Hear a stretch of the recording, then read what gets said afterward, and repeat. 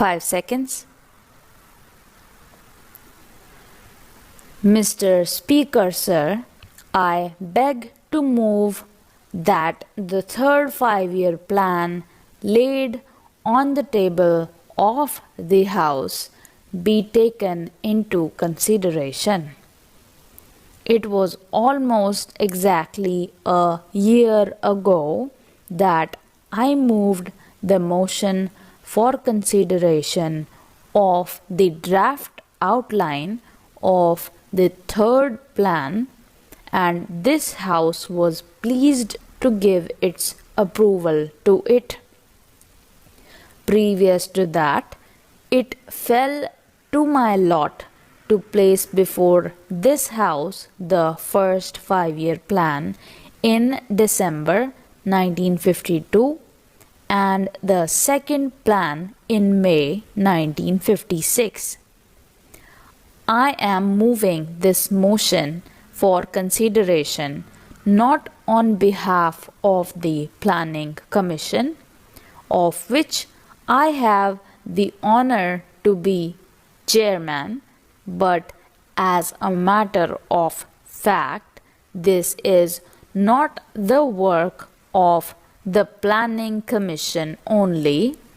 It has had naturally the full cooperation and support of the central government and their departments and ministries, of the state governments, the chief ministers and their governmental apparatus, and a large number of other organizations and specialist individuals who are included in various panels and organizations, even going down in many cases to panchayats and the like, so that this is very much a joint effort, and I should like it to be considered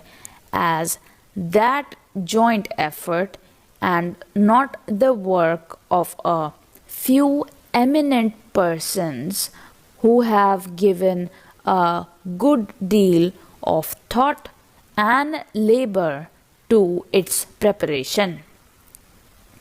Many honorable members of this House have been associated with the consideration this or parts of it in various stages.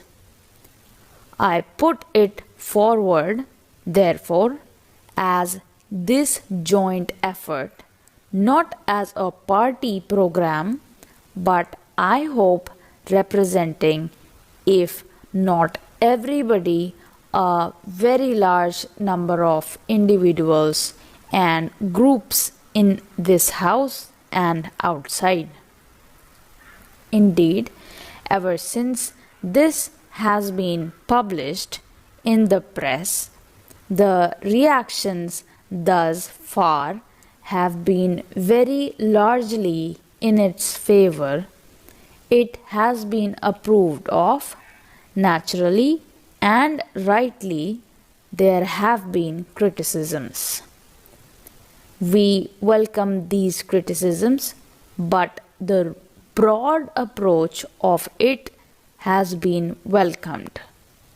Now, it is true that the party out of which the present government has come is intimately interested in this plan, and they have given it their support because it represents certain principles for which they have stood not only today, not for the last 10 or 12 years, but at least for 32 years, ever since 1929, and at that time some honorable members who sit opposite today were themselves associated with the great organization which I have the honor to represent.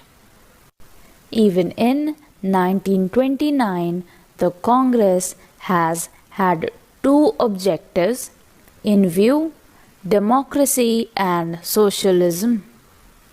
Socialism was not put in its objective and creed and all that, but in its resolutions it appeared. Gradually, the idea has developed, but the basic concept has been there in the Congress since 1929. I say this because some people seem to imagine that these concepts are of recent growth. Of course, long before 1929 and long before the Congress more or less officially adopted them, there were large number of people in the Congress and outside who believed in them and spoke about them. Therefore, let us, I respectfully submit, treat this plan not in a party sense but as a national plan in which the broad approaches have been agreed to by all, but which is always susceptible to criticism and improvement in many of its detailed applications. It is a matter of pride to me that the organization with which many of us have been associated, and I have been associated too, very nearly half a century now, and through all these years has laid stress on this broader social outlook which this plan represents. Ever since independence, we have come to greater grips with this subject and freedom. We started on this exciting pilgrimage through 5-year plans and the like, and gradually this concept of planning has seeped down into our people all over the country. There is no doubt about it. And the broad aspects of this planning have also gradually and progressively be understood by them and approved by them.